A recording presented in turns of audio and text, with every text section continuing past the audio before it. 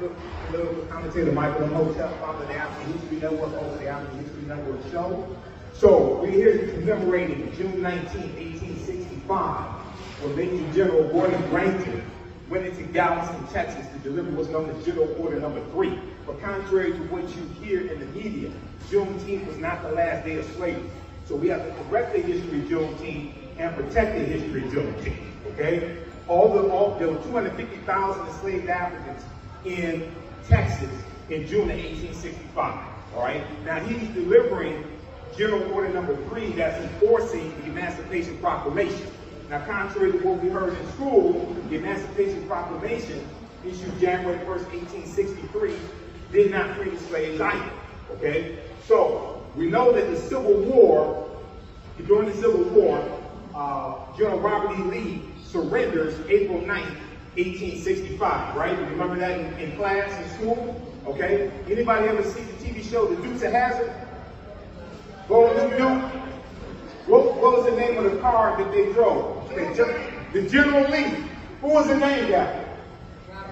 General Robert E. Lee. Exactly. The traitor to the Union. Okay? All right, so what happens is General Robert E. Lee surrenders, but contrary to what we heard in school, the U.S. Civil War is going to continue for another 16 months. How many people know that? Okay? There was a battle in Texas during the Civil War, took place May 12, 1865. Palmetto Ranch in Texas, and this was the last land battle of the Civil War. Well, what happens is you got 2,000 Union troops that come into Galveston, Texas, June 19, 1865, to deliver General Order Number 3. Now, has anybody ever read General Order Number 3? Okay? Because if you read the entire order, it's totally different than what they tell you in the news media. Okay, so here's an excerpt of what General Order Number 3 said. Quote, the people of Texas are informed that in accordance with a proclamation from the Executive of the United States, all slaves are free. Now, 90% of the news media coverage that you see is going to stop right there. But like the commercials that sell you something that ends in 99 cents, but wait, there's more. It goes on to tell them to stay on the plantations and work out labor wages with your former slave master. And it says the relationship that was that of master and slave is now that of employer and hired hand. Okay? So it's telling them to stay on the plantations, work out labor wages, and it's telling them that they're not going to be allowed to hang around military posts of the Union because they didn't want them roaming around the countryside, things of this nature. Now, when news came that they were free, celebrations broke out. They broke out in celebration, exaltation, and jubilee, as you can imagine, because when 5 o'clock hits on Friday, we break out in the same thing. It's called happy hour, right? 5:01, we're in the parking lot. You see our tail lights driving out of the parking lot, okay? So even though everybody, all 250,000 enslaved Africans did not find out on June 19th that they were free. Freedom came on different days in 1865. So Houston, Texas, they didn't find out until June 20th because Major General Gordon Granger and his 2,000 Union troops, they're going all throughout Texas to physically bring Texas back into the Union. It took military force to enforce General Order Number 3. Austin, Texas, they didn't find out until June 23rd, okay? So June 19th became the agreed upon date to celebrate freedom coming there in Galveston, but in Texas as a whole. Now, in 1979, Texas became the first state to make Juneteenth a national holiday. Now, some people ask the question, well, why didn't they find out until June of 1865 that they were free, but General Robert E. Lee surrendered April 9, 1865? Because that's looked at as the date that the Civil War ends, right? That's looked at as the date the Civil War ends. Well, the Texas Confederate State Constitution of 1861. Anybody ever heard of the Texas Confederate State Constitution of 1861? That made it illegal to free slaves, even if you tried to free them in your last will and testament when you died. That's why there were 250,000 there. It was illegal to free them, okay? So, why was it not the last day of slavery? Well, anybody studied the 13th Amendment to the U.S. Constitution? When Georgia ratifies the 13th Amendment, December 6, 1865, that legally ends slavery, because you have to amend the U.S. Constitution. But it becomes adopted December 18, 1865. So Kentucky and Delaware don't abolish slavery until 6 months after Juneteenth. So how could Juneteenth be the last day of slavery?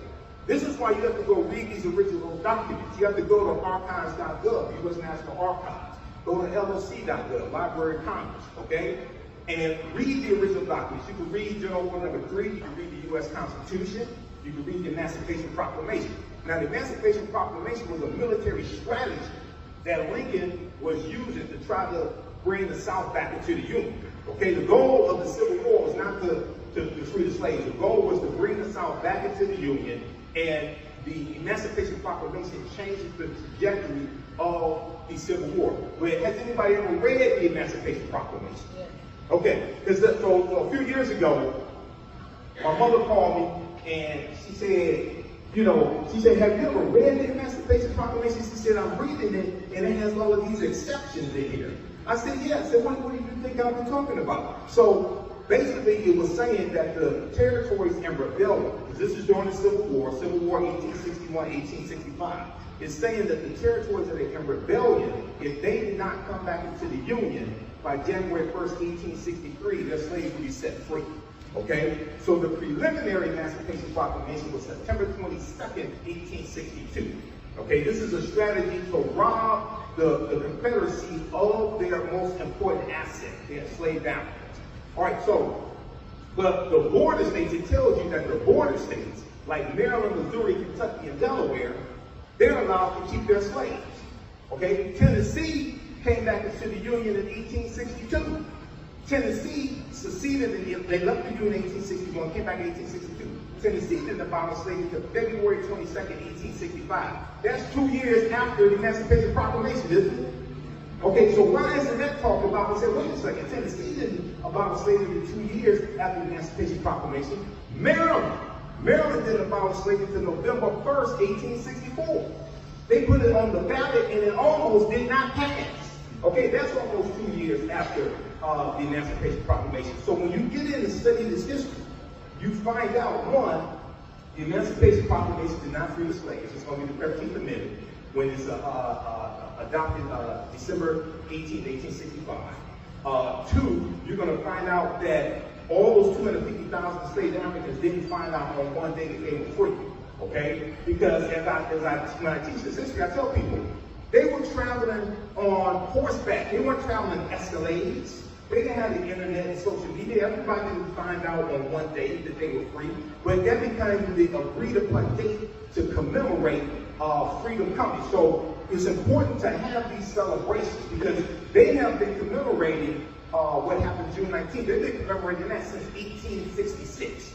In Texas, they've been celebrating that pretty much each year. Originally, it was called Jubilee Day or Texas Emancipation Day, Freedom Day. It had different names in different periods of time, all right? So when we have these celebrations, we have to incorporate the acronym called HELP, H-E-L-P.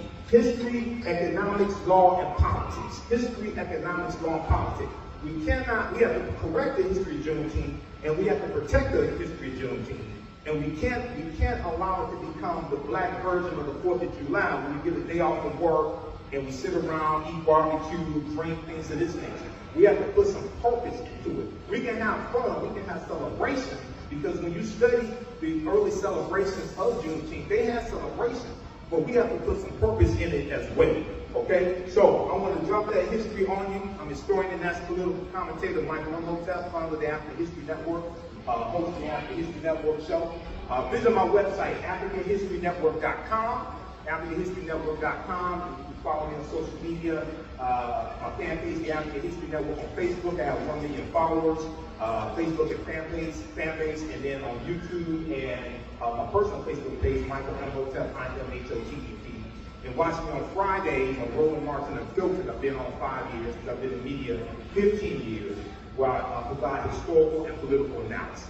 So thanks for your attention. I hope you enjoyed learning today. All right, good. Good. Give a round of applause for everybody who helped organize and put this on. The rain is not going to rain on our parade today. All right, peace, man.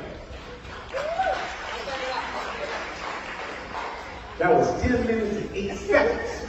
Where's the reading? Where's the reading? 10 minutes and 8 seconds. This is a post that I did a few years ago dealing with Juneteenth, because after the death, after George Floyd was murdered, May 25th, 2020, that next month, Juneteenth was celebrated, and a lot of people learned about Juneteenth. A lot of African Americans learned about it who really didn't know about it, especially up north, because we were dealing with COVID. A lot of people were home, and Juneteenth took on a new meaning.